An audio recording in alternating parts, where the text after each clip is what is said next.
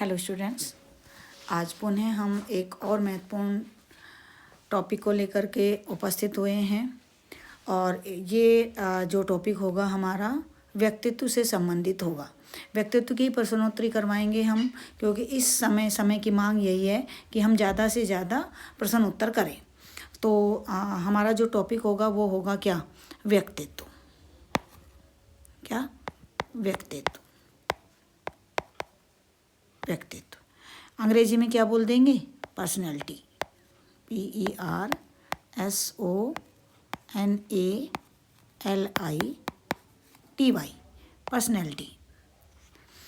इस पर्सनैलिटी शब्द की उत्पत्ति लैटिन भाषा के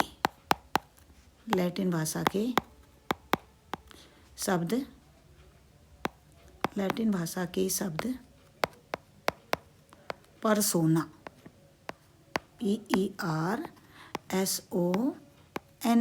पर्सोना, क्योंकि PUR भी हो सकता है, लेकिन आपको याद रखना क्या है? PERSONA persona. पर्सोना से मानी जाती है। इस पर्सोना का अर्थ क्या होगा? इस पर्सोना का अर्थ होगा नकाब, या फिर आप बोलेंगे इसे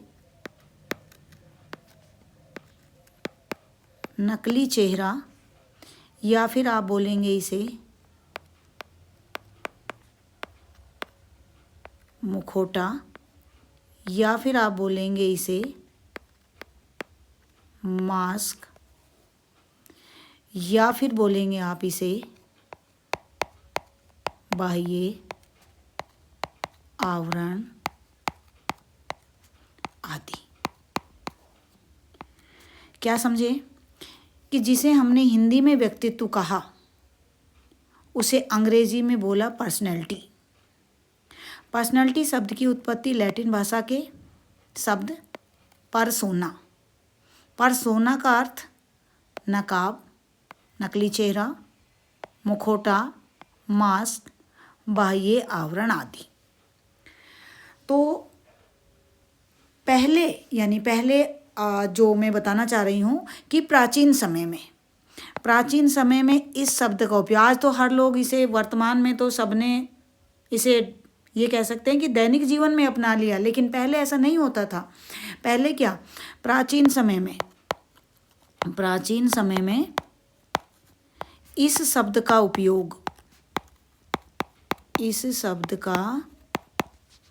उपयोग पर्सोना की बात कर रही हूँ। इस शब्द का उपयोग रंगमंच पर अभिनय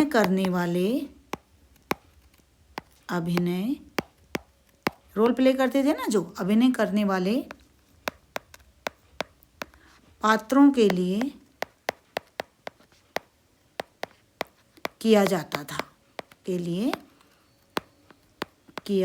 था। वो लेकर आते थे, नकली चेहरा किया जाता था। जैसे क्या कहें? राम या सीता की भूमिका का निर्वहन करना आदि। अर्थात ये यहाँ ये बताना चाह रहे हैं कि जो मुखौटा है वो हम किसी जो रोल प्ले करते हैं ना, जैसे हमने सीता की भूमिका निभा रहे हैं, सीता का रोल प्ले कर रहे हैं, तो हम सीता नहीं है, लेकिन हम सीता का रोल प्ले कर रहे हैं, तब हम इस बाह्य आवरण का उपयोग करते थे। लेकिन आज वर्तमान में देखते हो, हर व्यक्ति ही क्या रोल प्ले करता है, नकली चेहरा पहने हुए हैं, हर व्यक्ति मुखौटा पहने हुए हैं। समझ में ही नहीं आता क्या सच है और क्या झूठ है। परंतु खैर, वर्तमान में क्या कहें, अब गाना सुना था ना पुराना, क्या क्या मिलिए ऐसे लोगों से जिनकी फितरत छिपी रहे, नकली चेहरा सामने आए, असली सूरत छिपी रहे। तो ये है कि असली सूरत उनकी क्या रहती है? छिपी रहती है। कोई बात नहीं। अब देखते हैं इससे संबंधित, क्योंकि पूरा मनोविज्ञान क्या है, व्यवहार का विज्ञान है, तो सारी बातें हमारी यहाँ क्या आती हैं, व्यवहार से संबंधित आती है। और व्यवहार में जो जो चीज़ें हम देखते हैं वही हमें यहाँ पर दिखाई देती हैं। तो देखते हैं इसकी प्रश्नोत्तरी थोड़ा सा मीनिंग बताने के बाद। पहला प्रश्न आपके सामने प्रश्न है कि निम्नलिखित में से ग्रंथियों के आधार पर व्यक्तित्व के विभिन्न प्रकारों की चर्चा किसने की। व्यक्तित्व के विभिन्न प्रकारों की चर्चा और किसके आधार पर, ग्रंथि के आधार पर। ग्रंथि बोल दो या नाड़ी शून्य ग्रंथि, कभी कभी शब्द ये भी आ जाता है कि नाड़ी शून्य ग्रंथि। ग्रंथियों या नाड़ी शून्य ग्रंथि के आधार पर व्यक्तित्व के जो विभिन्न प्रकार बताए वो किसने बताए, स्प्रेंगर, कैनन, युंग, यू है ये, युंग या क्रचमर। आप लोगों ने आंसर लगा लिया होगा, लेकिन मैं अभी बता देती हूँ। स्प्रेंगर ने बताया था क्या, स्प्रेंगर ने समाज के आधार पर बताया था। किस आधार पर बताया था, समाज शास्त्रीय बताया था, और 6 प्रकार के बताए थे, तो समाज के आधार पर बताया था। क्रचमर ने शरीर रचना के आधार पर बताया था, एस्थेनिक, एस्थेलेटिक वगैरह ना। और युंग ने क्या बताया था, युंग ने साइकोलॉजिकल टाइप बताए थे, अंतर्मुखी, बहिर्मुखी, अभयमुखी। तो इन्होंने साइकोलॉजिकल टाइप बताया था। तो बच कौन गया, कैनन। तो बिल्कुल राइट आंसर आपका क्या आ जाएगा, कैनन। कैनन ने नाड़ी शून्य ग्रंथि के आधार पर बताया था, और इन्होंने बताया था हाइपोथायराइड और हाइपरथायराइड। ठीक है, चलिए नेक्स्ट क्वेश्चन। क्लाउड पिक्चर परीक्षण, क्लाउड बादल, क्लाउड पिक्चर परीक्षण निम्न में से किसके मापन में प्रयुक्त होता है। बादल बन जाते हैं ना आसमान में, और अपन क्या सोचते हैं, क्या दिखाई दे रहा है, सबको अलग अलग, जिसकी रही भावना जैसी प्रभु मूरत देखी तिन तैसी, सबको अलग अलग दिखाई देता है, बादल बनते ना। तो क्लाउड पिक्चर परीक्षण, तो इससे अपन को किस चीज़ का पता चलता है, सामने वाले के व्यक्तित्व का, कि जो जैसा सोच रहा है उसका मतलब उसका व्यक्तित्व वैसा ही है। तो राइट आंसर क्या आ जाएगा, व्यक्तित्व। क्लाउड पिक्चर परीक्षण, ध्यान रखना एक कैसा परीक्षण है, ये एक प्रक्षेपी परीक्षण है। ये बच्चों आपको हेल्प करेंगी कि कभी कभी देखे, बहुत सारे प्रश्न अपन गूगल मीट पे भी देखते हैं ना, तो कितनी बार हम देखते हैं कि कॉन्सेप्ट तो वही होता है, लेकिन बस भाषा चेंज कर देते हैं, उसी को दूसरे तरीके से पूछ लिया जाता है। तो मेरी कोशिश ये रहे कि आप लोगों को जितना भी जो प्रश्न आ रहे हैं सामने, उनसे संबंधित मैं आपको सारी ही बातें बता दूं। तो क्लाउड पिक्चर, अभी ये प्रश्न ऐसे बन जाता है कि क्लाउड पिक्चर परीक्षण, अभी तो पूछ रहे हैं कि क्लाउड पिक्चर परीक्षण निम्न में से किसके मापन में प्रयुक्त होता है, तो आपने आंसर दे दिया व्यक्तित्व। लेकिन यही प्रश्न ऐसे आ जाता कि क्लाउड पिक्चर परीक्षण एक तकनीकी है, प्रक्षेपी या अप्रक्षेपी। तो आपका राइट आंसर क्या आता, प्रक्षेपी। इसी में तीसरा सवाल और आ जाता, क्या कि क्लाउड पिक्चर परीक्षण के जो निर्माता थे या इसका जो प्रतिपादक थे या इसका निर्माण किसने किया। तीसरे तरीके का सवाल हो गया ना। तो इसका जो निर्माण करने वाले थे, मैं यहाँ पर ही लिख रही हूँ, ये थे अपने कौन, ईस्टर्न, विलियम ईस्टर्न इनका पूरा नाम था। तो आपकी 3 बातें हो गई है यहाँ पर, है ना। चलिए आगे देखते हैं। निम्न में से कौन सा शेष से भिन्न है, मतलब एक ऐसा है जो अन्यों से अलग है। तो देखते हैं, रेवन का परीक्षण, 16 PF, draw a person, TAT, चारों में से कोई एक अलग है। देखें, चलिए देखते हैं। 16 PF कैटल ने दिया था ना, 16 PF प्रश्नावली का निर्माण किया था व्यक्तित्व मापन के लिए। तो ये किससे संबंधित हो गया, व्यक्तित्व से। TAT थैमेटिक एप्रेप्शन टेस्ट, व्यक्तित्व मापन की प्रक्षेपी विधि, तो ये भी किससे संबंधित हो गया, व्यक्तित्व से। ड्रा ए पर्सन परीक्षण, जिसके प्रतिपादक कौन थे, मैकओवर, कौन सी विधियों में बताई थी, व्यक्तित्व की प्रक्षेपी विधियों में आपको बताया हुआ है। तो ये भी किससे संबंधित हो गया, व्यक्तित्व। तो क्या बच गया? रेवन का परीक्षण। रेवन का परीक्षण किससे संबंधित है? बुद्धि से। रेवन प्रोग्रेसिव मैट्रिसेज परीक्षण किससे संबंधित? बुद्धि से। तो निम्न में से अलग कौन हो गया?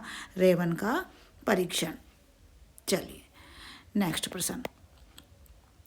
क्रैस्मर ने व्यक्ति को निम्न में से किस प्रमुख प्रकारों में वर्गीकृत किया? क्रैस्मर ने बताया था ना मैंने आप लोगों को, क्रैस्मर ने कौन सा वर्गीकरण किया था व्यक्तित्व का? शरीर रचना के आधार पर। किस आधार पर था? शरीर रचना के आधार पर व्यक्तित्व का वर्गीकरण किया। कितने प्रकार बताए थे? कुल प्रकार बताए थे इन्होंने 3 + 1 बताया था ना। कुल प्रकार कितने बताए? 4। जिसमें क्या पूछा है? प्रकारों में वर्गीकृत किया गया है गोलाकाय, सुडोलकाय, लंबाकाय, या ये कोई से भी नहीं थे, या इनमें से सभी? ये सारे के सारे थे, बताइए। बिल्कुल गोलाकाय। गोलाकाय को इन्होंने क्या बोला? पिकनिक। क्या नाम दिया था? पिकनिक। सुडोलकाय को एथलेटिक। एथलेटिक। लंबाकाय को क्या नाम दिया था? एस्थेनिक। एस्थेनिक। पिकनिक जो गोल मटोल खा खा के आराम पसंद, गोल मटोल लाला टाइप का। एथलेटिक खिलाड़ी टाइप वाला। एस्थेनिक दुबला पतला गुस्सेल स्वभाव वाला। तो क्या आंसर आ जाएगा? इनमें से सभी। ये इन्होंने अपनी इनकी जो बुक थी फिजिकी एंड कैरेक्टर, उसमें क्रैस्मर ने शरीर रचना के आधार पर व्यक्तित्व के 4 प्रकार बताए थे। चलिए नेक्स्ट। टीएटी का उद्देश्य निम्न में से किसका मापन है? टीएटी बोले तो थैमेटिक एप्रेप्शन टेस्ट, या जिसे बोलते हैं अपन प्रसंगात्मक अंतर्बोध परीक्षण। और ये टीएटी क्या था? व्यक्तित्व मापन की एक टेक्निक है। और कौन सी तकनीकी है? प्रक्षेपी तकनीकी। तो टीएटी किसके मापन के लिए है कहीं पर? व्यक्तित्व के लिए। और व्यक्तित्व में किसका मापन कर रहे थे? व्यक्तित्व में मापन कर रहे थे हम व्यक्ति की अभिवृत्ति, यानी उसका एटीट्यूड। और उसके एटीट्यूड से ही तो हम ये जानेंगे कि वो व्यक्ति कैसा है, उसका व्यक्तित्व कैसा है। तो इसमें टीएटी में हम व्यक्ति की अभिवृत्ति के बारे में जानेंगे। कुल कार्ड कितने थे? 30 + 1। प्रतिपादक कौन? मॉर्गन व मुर्रे। समय क्या?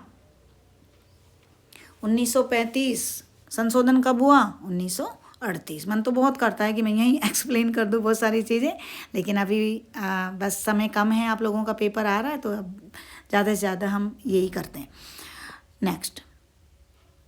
MPPI परीक्षण का उपयोग निम्न में से किसके मापन में किया जाता है? ये बेटा क्या है MPPI? मिनीसोटा मल्टीपल, M से मिनीसोटा मल्टीपल पर्सनैलिटी इन्वेंट्री। क्या? मैं आपको बता देती हूँ यहाँ पे। इसका जो फुल फॉर्म है ना, कभी कभी हो सकता है पूछ ले। मिनीसोटा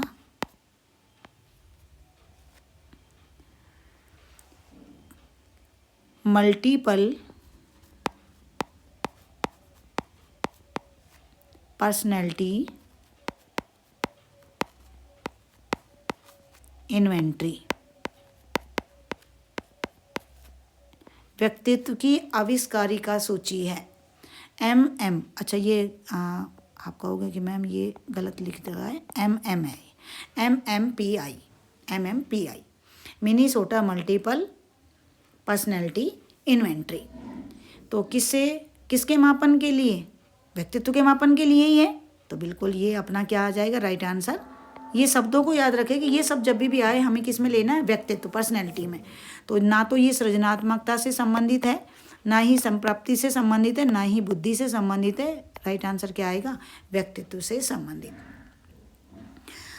इसके जो मैं एक ये यहाँ से एक बहुत शानदार सवाल कई बार पूछा जाता है कि MMPI Minnesota multiple personality inventory के जो प्रतिपादक थे वो कौन थे? तो इसके प्रतिपादक कौन थे? इसके प्रतिपादक थे बेटा मैकिनले और हाथवे। कौन? मैकिनले। बता दूं यहीं पर, ये ना मेरे में थोड़ा सा जगह कम है, मैं कहाँ पर बताऊँ इसे आप लोगों को, फिर ये सारा गड़बड़ हो जाएगा। यहाँ पे लिख रही हूँ इसके प्रतिपादक, इधर एरो लगा के, मैकिनले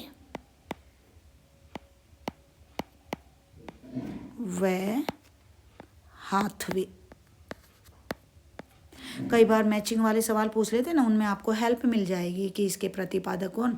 मैकिनले व हाथवे ने इसका निर्माण किया था और ये व्यक्तित्व की एक आविष्कारी का अनुसूची मानी जाती है ना। ठीक है, ध्यान रखेंगे।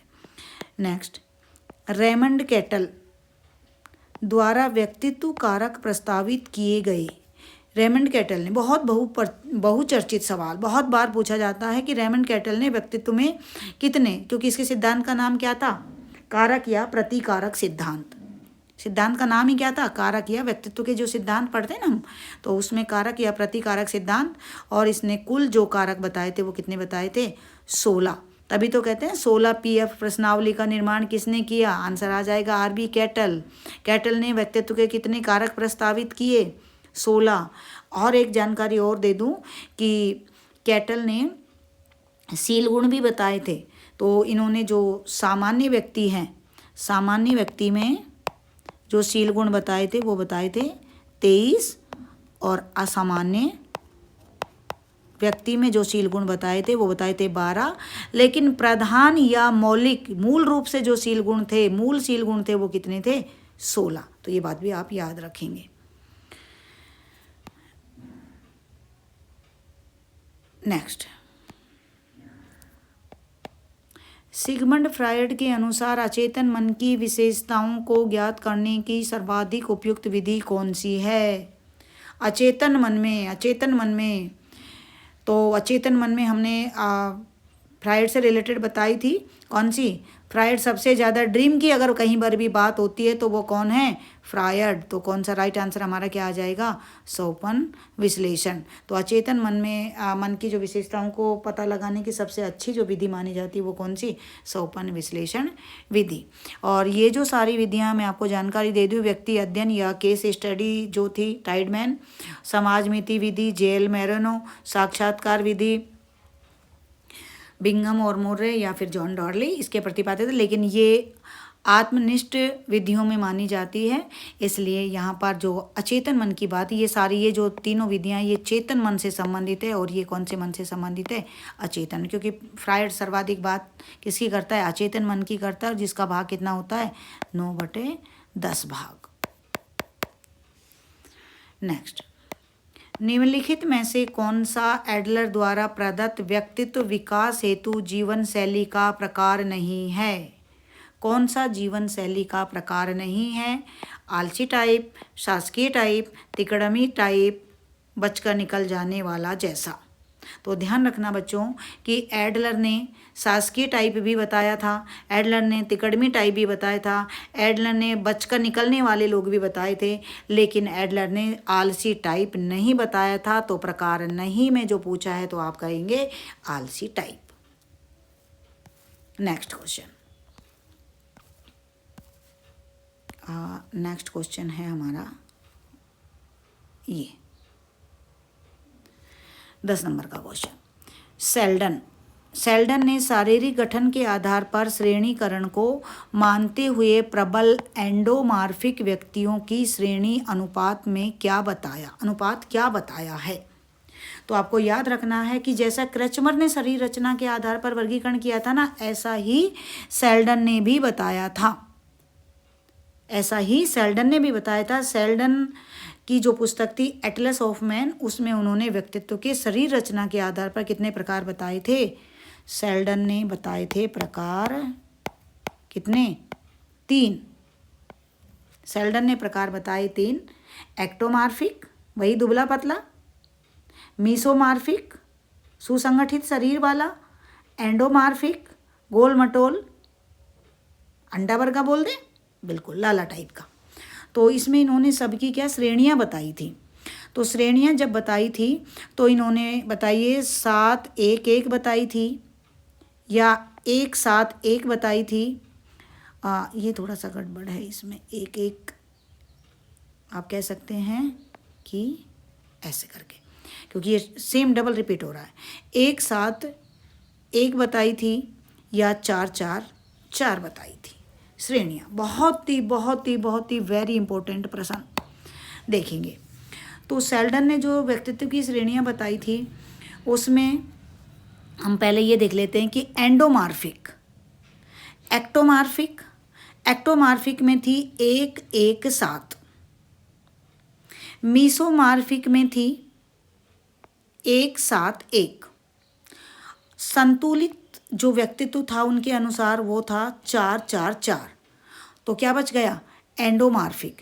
एंडोमार्फिक में उसने बताई 7 1 1। क्या बताई? 7 1 1। तो याद रखेंगे ये एंडोमार्फिक, ये वाला एक्टोमार्फिक और ये वाला मीसोमार्फिक। तो आपसे कोई सा भी पूछ लें तो आप आराम से कर सकते हैं। और जो संतुलित श्रेणी बताई थी वो बताई थी 4 4 4। ध्यान रखेंगे बेटा अच्छे से, क्योंकि यहाँ पे एंडोमार्फिक पूछा, हो सकता है आपके अगले पेपर जो भी आए उसमें हो सकता है वो एक्टोमार्फिक पूछ ले, हो सकता है वो मीसोमार्फिक पूछ ले। तो ये मीसोमार्फिक है, ये आपकी एक्टोमार्फिक है और ये आपकी एंडोमार्फिक है। ठीक है, नेक्स्ट। निम्नलिखित में से कौन सी युंग द्वारा प्रदत्त अंतर्मुखी विकास प्रकार की व्यक्तित्व की विशेषता नहीं है? तो युंग ने जो व्यक्तित्व के प्रकार बताए थे वो उन्होंने बताया था अंतर्मुखी, बहिर्मुखी और उभयमुखी।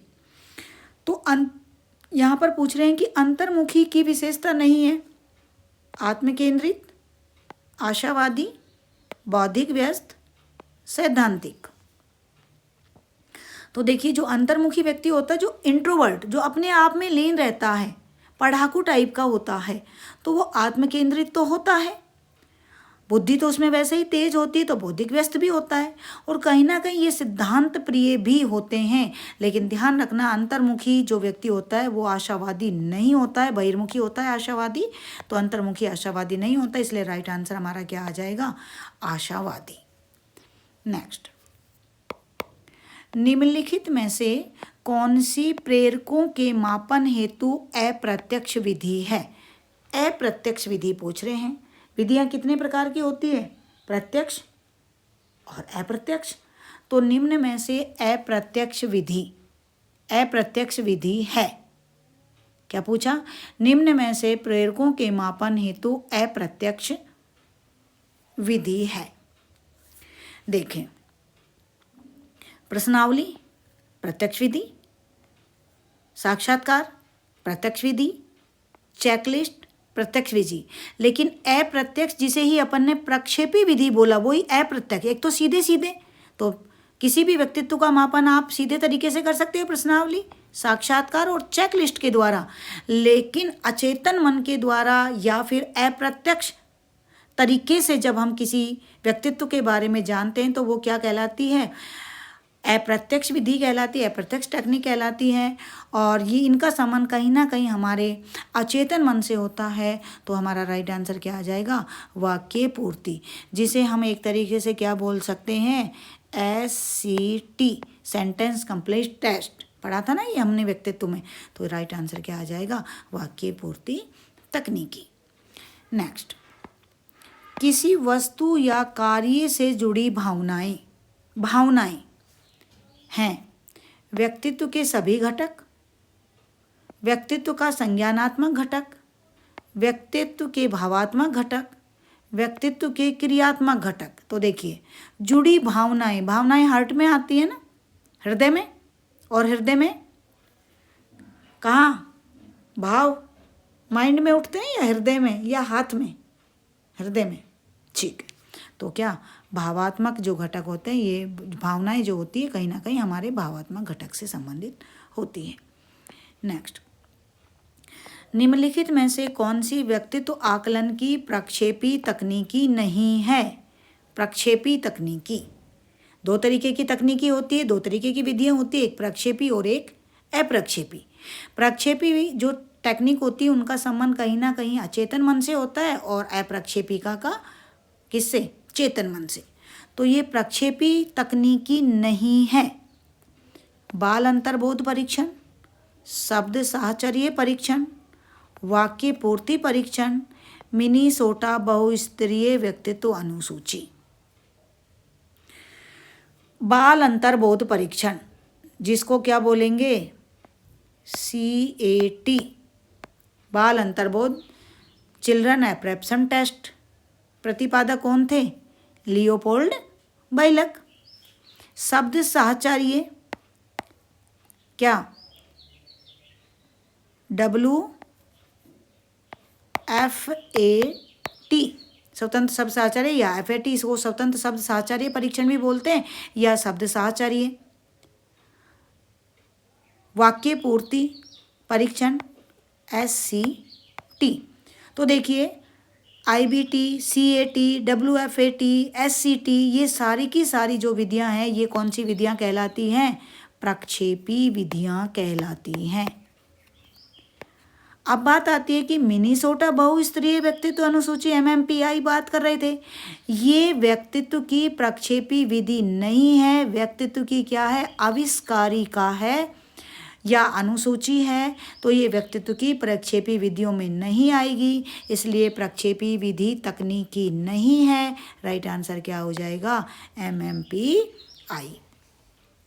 कौन प्रतिपादक थे, लिख रखा है ना, क्या, मैकिनले और हाथवे, तो ध्यान रखेंगे इसे। नेक्स्ट, एक अध्यापक ने विद्यार्थियों का TAT परीक्षण किया ताकि उनमें निम्न की पहचान की जा सके। थैमेटिक एप्रेप्शन टेस्ट, प्रसंगात्मक अंतर्बोध परीक्षण लिया। अब किसकी जांच करना चाह रहा है टीचर, उपलब्धि की, अभिज्ञता की, व्यक्तित्व की, अभिवृत्ति की। तो यहाँ पर जो हमारा सही उत्तर आएगा वो आएगा क्या, व्यक्तित्व। आप सोच रहे होंगे कि मैम इससे पहले जब ये प्रश्न आया था तो आपने अभिवृत्ति बताया था। हाँ बेटा, अभिवृत्ति बताया था, चूंकि वहाँ व्यक्तित्व ऑप्शन में नहीं था, क्योंकि व्यक्तित्व के अंदर ही तो आपका एटीट्यूड आता है। तो यहाँ पर जो हमारे पास अगर अच्छा शब्द है, मूल शब्द है, गंभीर शब्द है, बड़ा शब्द है, तो हम उसे चूज करेंगे, क्योंकि वहाँ पर क्या नहीं था, हमारा व्यक्तित्व ऑप्शन नहीं था। आप देख सकते हैं, आपको तो पता नहीं याद होगा कि नहीं होगा, ये देख लो। TAT का उद्देश्य निम्न में से किसका मापन है, तो हमने क्या कह दिया, अभिवृत्ति। क्यों, क्योंकि यहाँ पर हमारा क्या नहीं है, व्यक्तित्व नहीं है, और यहाँ पर हमारा क्या शब्द है, व्यक्तित्व है। इसलिए ऐसी स्थिति में अगर दोनों शब्द हैं तो हमारा व्यक्तित्व ज़्यादा अच्छा उत्तर होगा, और अगर व्यक्तित्व ऑप्शन में नहीं है तो हमारा क्या बन जाएगा, अभिवृत्ति, क्योंकि एटीट्यूड या दृष्टिकोण को मापा जाता है। नेक्स्ट, रॉर्सा इंक ब्लॉट परीक्षण में शामिल है। मतलब ये पूछना चाह रहे हैं कि IBT इंक ब्लॉट टेस्ट देने वाले कौन थे, हरमन रॉर्सा, इसलिए बोल दिया रॉर्सा इंक ब्लॉट टेस्ट। शाही धब्बा परीक्षण जिसको बोलते हैं, उसमें शामिल है। मतलब इसमें कुल जो कार्ड थे वो कितने थे, 10 कार्डों का जो डिवाइडेशन था वो पूछना चाह रहे हैं कि कौन से थे। 5 कार्ड काले तथा 5 रंगीन कार्ड, 10 कार्ड काले तथा 10 सफ़ेद कार्ड। अरे कौन से नंबर, हाँ ठीक है, 5 काले व सफ़ेद तथा 5 बहुरंगी कार्ड, 10 बहुरंगी कार्ड।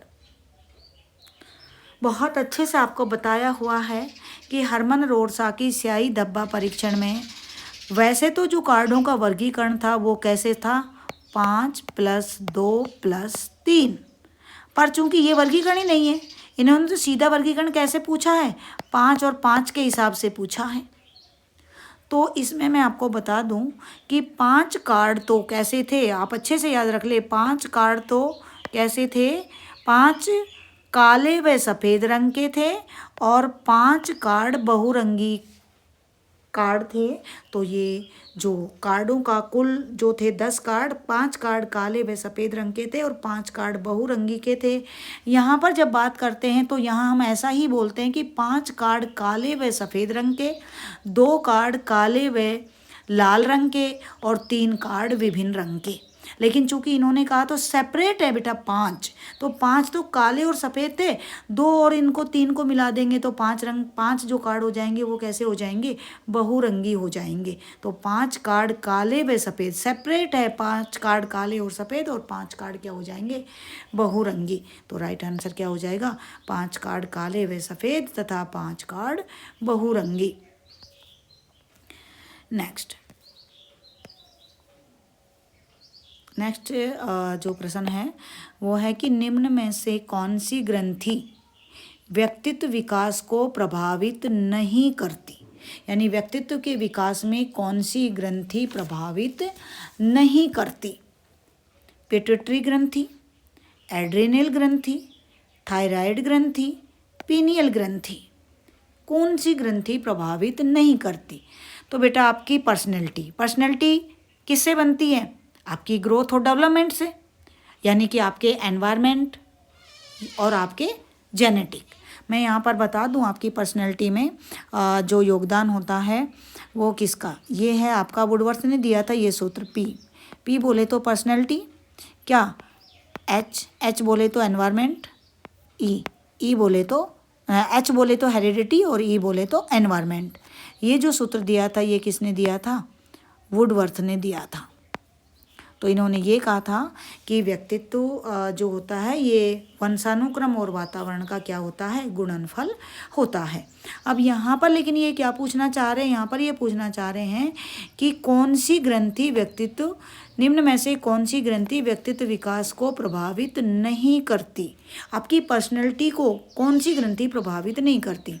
जो पिट्यूटरी ग्रंथि है ये बिल्कुल आपकी पर्सनैलिटी को इफ़ेक्ट करती है, क्योंकि जब सही से काम नहीं करती है तो इंसान क्या होता है, सामान्य से या तो ज़्यादा लंबा हो जाता है या तो सामान्य से कम रह जाता है, बौना हो जाता है। तो ये तो आपके व्यक्तित्व को प्रभावित कर रही है। एड्रेनल ग्रंथि कहीं ना कहीं हमारे किसको प्रभावित करती है, संवेगों को प्रभावित करती है। और थायराइड ग्रंथि ये भी कहीं ना कहीं हमारे प्रभावित करती है, विभिन्न मानसिक तनाव, द्वंद्व, कुंठा आदि प्रभावित करती है। और रही बात पीनियल ग्रंथि आपकी पर्सनैलिटी को प्रभावित नहीं करती है, क्योंकि पीनियल ग्रंथि एक ऐसी ग्रंथि मानी जाती है, यौन ग्रंथि मानी जाती है। तो राइट आंसर हमारा क्या है, कौन सी व्यक्तित्व विकास को प्रभावित नहीं करती, तो क्या आ जाएगा, पीनियल ग्रंथि। नेक्स्ट, बाह्य आभास के आधार पर व्यक्तित्व का वर्णन कहलाता है। बाह्य आभास पर, बाहरी आधार पर, तो कहते हैं ना कुछ गहरी चीज़ें होती है, कुछ सतही बोले तो बाहरी। तो हम सीधा ही उत्तर पर आ जाते हैं, गहन अंदर की बात आ जाएगी। मान कि इससे संबंधित है नहीं परीक्षण देखकर, लेकिन सतही बोले तो बाहरी आधार पर, तो बाहरी जो शब्द आ जाएगा तो इसमें क्या आंसर आ जाएगा हमारा, कहीं ना कहीं सतही दृष्टिकोण, बाहरी आधार पर या फिर बाह्य आभास पर क्या आ जाएगा, सतही दृष्टिकोण। नेक्स्ट, किस मनोवैज्ञानिक ने सामोआ के द्वीप पर अणुधैर्य अध्ययन किए थे। तो ध्यान रखना, ये जो सामोआ के द्वीप पर अणुधैर्य अध्ययन करने वाला जो व्यक्ति था वो था मार्गरेट मीटेड। कौन था, मार्गरेट मीटेड। क्योंकि आपको पता है फ्रायड ने तो मनोविश्लेषणात्मक किया था, हिलिंगबर्थ ने क्या विकास क्रम का सिद्धांत दिया था, स्टर्नल हॉल ने आकस्मिक परिवर्तन का सिद्धांत दिया था, लेकिन सामोआ के द्वीप का संबंध जब भी आता है तो वो कौन है, मार्गरेट मीटेड। नेक्स्ट, निम्नलिखित में से कौन सा व्यक्ति का जैविक निर्धारक है, जैविक निर्धारक कौन सा है। तो जैविक निर्धारक कौन सा है, आनुवंशिकी प्रभाव, जन्मक्रम, आकांक्षा, सामाजिक आर्थिक स्तर। आनुवंशिकी निर्धारक, तो आनुवंशिकी निर्धारक, जैविक निर्धारक, सीधा सा शब्द आ रहा है, तो राइट आंसर क्या हो जाएगा, आनुवंशिकी। जैविक मतलब वही जेनेटिक, आनुवंशिकी। नेक्स्ट, अंतर्मुखता बहिर्मुखता व्यक्तित्व का लक्षण निम्न के द्वारा प्रस्तावित है। किसने दिया अंतर्मुखता बहिर्मुखता, आपको कंफ्यूज हो सकता है कि अंतर्मुखता बहिर्मुखता तो किसने दिया था, युंग ने भी दिया था और हेंसाइजेंक ने भी दिया था, लेकिन अंतर्मुखता और बहिर्मुखता, अंतर्मुखता वर्सेज बहिर्मुखता, यहाँ का मतलब है अंतर्मुखता वर्सेज बनाम बहिर्मुखता। एक ही व्यक्ति अंतर्मुखी भी हो सकता है और एक व्यक्ति बहिर्मुखी भी हो सकता है, लेकिन एक व्यक्ति अंतर्मुखी है और दूसरा व्यक्ति बहिर्मुखी है, ये वर्गीकरण दिया था युंग ने। लेकिन अंतर्मुखता वर्सेज बहिर्मुखता ये वर्गीकरण दिया था किसने? हैंस आइजेंक ने।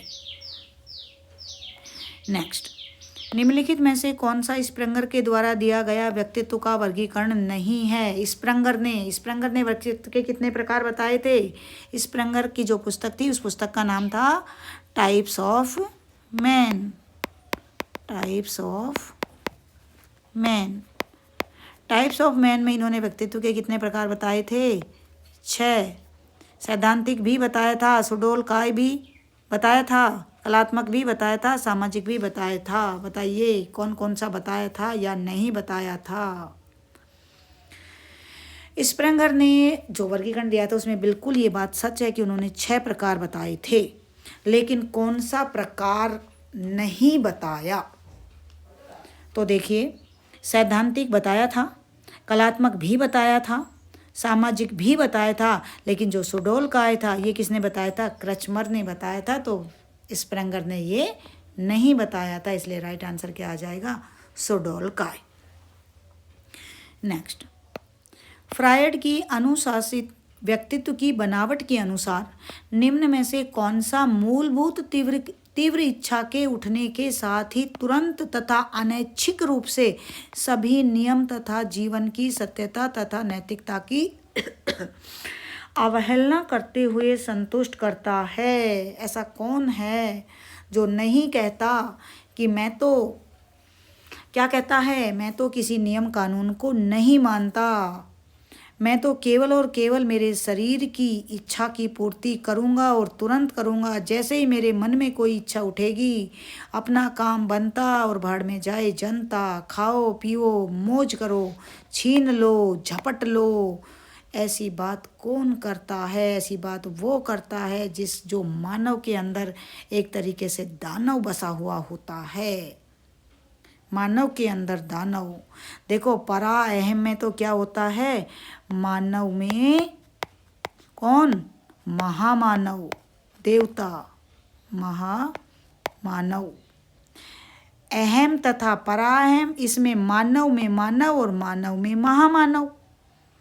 अहम मानव में मानव।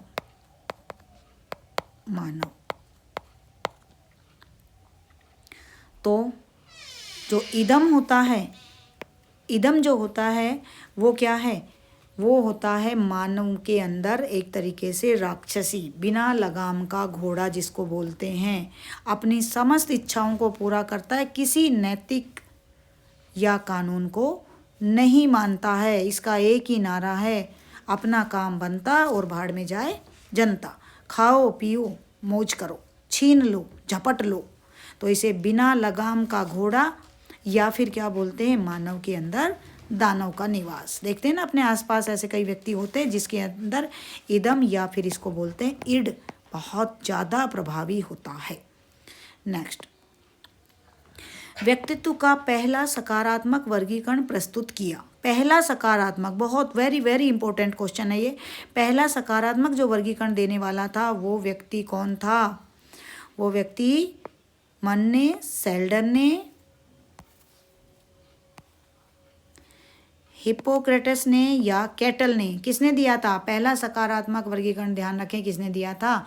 हिप्पोक्रेटस ने दिया था। कब दे दिया था? 400 BC पूर्व, बिफोर क्राइस्ट 400।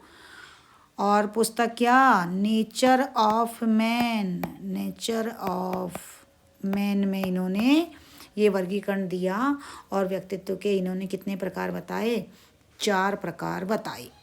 ठीक है, तो पहला वर्गीकरण देने वाला कौन था? हिप्पोक्रेटस।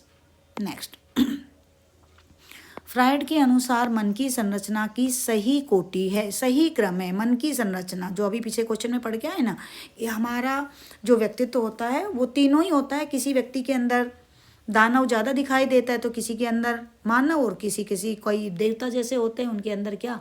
महामानव। तो जो राइट आंसर बनेगा हमारा, वो बनेगा अहम, अति अहम, इदम, या इदम अहम अति अहम, या अति अहम इदम अहम, या इदम अति अहम अहम। कन्फ्यूजन हो रहा है कि क्या? तो आप ऐसा देखिए, सबसे पहले क्या होता है, इड। इड को क्या बोल सकते हैं, इदम, या फिर इसे क्या बोलते हैं, उपाहा भी बोल सकते हैं। जो दूसरा होता है वो होता है ईगो। ईगो को क्या बोल सकते हैं, अहम।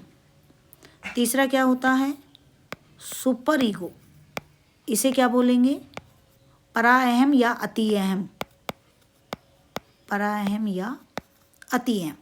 इड, ईगो, सुपर ईगो, इदम अहम, परा अहम, या इदम अहम अति अहम। तो देखो कहाँ पर है,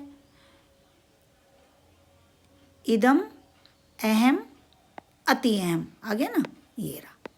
ये है मानव के अंदर दानव, जो अपनी ही इच्छा की पूर्ति चाहता है, किसी का कोई काम नहीं करता, किसी नैतिकता को नहीं मानता। इसके पास समस्त वीटो शक्ति होती है, जिसका अहम मजबूत होता है वही सबसे अच्छा व्यक्तित्व माना जाता है। कंट्रोलिंग पावर होती है मानव के अंदर, मानव के अंदर वकील, सिपाही, और ये होता है अति अहम। अति अहम मानव के अंदर महामानव या देवता का निवास माना जाता है। तो सही क्रम पूछा है तो क्रम ये हो जाएगा, इड, ईगो, सुपर ईगो, या इदम अहम अति अहम। नेक्स्ट, अध्यापक के व्यक्तित्व के विकास में बाधक। एक अध्यापक के लिए सबसे ज़्यादा बाधक क्या है, सामाजिक परिवेश का ज्ञान, सांस्कृतिक अनुभव, कल्पना शक्ति का अभाव, उच्च मानसिक क्षमता। तो बाधक पूछ रहे हैं, बाधक सामाजिक परिवेश का ज्ञान होना चाहिए, सांस्कृतिक अनुभव होने चाहिए, उच्च मानसिक क्षमता होनी चाहिए, तभी तो अच्छी प्रेजेंटेशन कर पाएंगे। लेकिन सबसे ज़्यादा अगर बाधक तत्व है किसी टीचर के लिए तो वो है कल्पना शक्ति का अभाव, क्योंकि अगर टीचर में कल्पना शक्ति नहीं होगी तो वो बहुत अच्छा नहीं पढ़ा पाएगा। नेक्स्ट, बच्चे के व्यक्तित्व में एक सूत्रीय विकास के लिए माँ बाप को चाहिए कि वे क्या करें, बच्चे को अति सुरक्षित रखें, बच्चे की तुलना लगातार दूसरे बच्चों से करें, घर में अनुकूल वातावरण प्राप्त करवाएं, बच्चे के लिए योग्य अध्यापक का प्रबंध करें। सारी ही बातें ठीक हैं, लेकिन सबसे ज़्यादा ठीक क्या होगा, देखो बच्चे को अति सुरक्षित, पर अति आ गया ना, अति ज़्यादा ठीक नहीं है। बच्चे की तुलना लगातार दूसरे बच्चों से, ठीक है कर सकते, लेकिन ये भी बहुत अच्छी बात नहीं है। घर में अनुकूल वातावरण प्राप्त करवाएं, ठीक है। बच्चे के लिए योग्य अध्यापक का प्रबंध करें, वो तो सभी पेरेंट्स करते ही हैं। लेकिन इन सब में जो सबसे अच्छा उत्तर माना जाएगा, क्योंकि साइकोलॉजी में यही होता है कि सभी ठीक होते हैं, लेकिन सबसे अच्छा, सबसे बढ़िया जो उत्तर होगा वो क्या होगा कि घर में अनुकूल वातावरण प्राप्त करवाएं। नेक्स्ट, अंतर्मुखी व्यक्तित्व की विशेषता है। इंट्रोवर्ट की कैरेक्टरिस्टिक्स पूछ रहे हैं। अंतर्मुखी व्यक्तित्व की विशेषताएं हैं संदेही, संकालू तथा एकांत प्रिय रहने वाले, दूसरों के साथ हंसी मजाक करने वाले, समूह का नेतृत्व करने वाले, दूसरों को अपने अनुकूल बनाने की क्षमता रखने वाले। जो अंतर्मुखी है, जिनका मुंह ही अंदर है, तो क्या रहेंगे ऐसे व्यक्ति? ऐसे व्यक्ति संदेही भी होते हैं, संकालू भी होते हैं, और अपने आप अपनी मस्ती में मस्त रहने वाले होते हैं, पढ़ाकू टाइप के। तो ये कौन होते हैं? संदेही, संकालू, एकांत प्रिय रहने वाले। नेक्स्ट, कुछ लोगों का कहना है कि जब बालकों को गुस्सा आता है तब वे बाहर खेलने चले जाते और पहले से अच्छा महसूस करते हैं। ये मनोरचना से संबंधित सवाल है आपका कि गुस्सा आ रहा है तो अपने गुस्से या आक्रोश को कहीं ना कहीं तो डिस्प्लेस करेगा बालक। तो क्या? प्रक्षेपण। प्रक्षेपण का मतलब तो होता है जब व्यक्ति अपने गुस्से या आक्रोश को क्या कर दे, दूसरों पर आरोपित कर देता है। विस्थापन, डिस्प्लेस। प्रतिक्रिया निर्माण, जो मन में होता है वो दिखता नहीं है और दिखता है वो होता नहीं है। उदात्तीकरण, यहाँ पर मार्ग बदल लेता है। यहाँ पर क्या हुआ? कमी और दोष को दूसरों पर डाल दिया। नाच ना जाने आंगन टेढ़ा। प्रतिक्रिया निर्माण, क्या? प्रतिक्रिया जो अंदर होता है वो दिखता नहीं है और दिखता है वो होता नहीं है। जैसे मन में आवे मुंह बनावे या बगला भगत। उदात्तीकरण, किसी घटना विशेष से प्रभावित होकर, जिसको बताया था ना सब्लिमेशन, इसमें समायोजन वाले में बता रखी है मैंने ये बातें। उदात्तीकरण, मार्गान्तीकरण, सब्लिमेशन, अर्थात किसी घटना से प्रभावित होकर आप अपना मार्ग बदल ले। जैसे कलिंग युद्ध के बाद अशोक ने बौद्ध धर्म ग्रहण कर लिया था, तो लेकिन विस्थापन, अपने गुस्से या आक्रोश को अपने से छोटे या कमज़ोर पर निकालना। जैसे मान लो मैं आपको डांट दूं तो आप या तो बगीचे में जाकर फूलों को तहस नहस कर देते हैं या फिर छोटे बहन भाइयों को मारते हैं। तो ठीक यहाँ पर क्या होता है कि अपने गुस्से या आक्रोश को अपने से छोटे या कमज़ोर पर निकाला जाता है। वो क्या कहलाता है? विस्थापन या डिस्प्लेसमेंट। लास्ट क्वेश्चन, वांछित व्यक्तित्व होता है। वांछित व्यक्तित्व वो होता है जो संवेगात्मक रूप से क्या होता है? स्थिर होता है। ध्यान रखेंगे, ना तो अंतर्मुखी होता है अच्छा व्यक्तित्व, ना बहिर्मुखी होता है, ना मनस्तापी होता है। हाँ, उभयमुखी होता तो मान लेते, लेकिन यहाँ संवेगात्मक रूप से जो संवेगी स्थिर होता है वही अच्छा व्यक्तित्व माना जाता है। यहाँ पर आंसर की भी आप लोगों के लिए रखी गई है, तो आप देख लेना चाहे। इसमें हो सकता है कुछ मिसप्रिंट भी हो सकता है आंसर की में, तो कोई शब्दों में मुझे, लेकिन मैंने आपको कम्प्लीटली ये बता दिया है। कैसा लगा आप मुझे बताएं। Okay, thank you.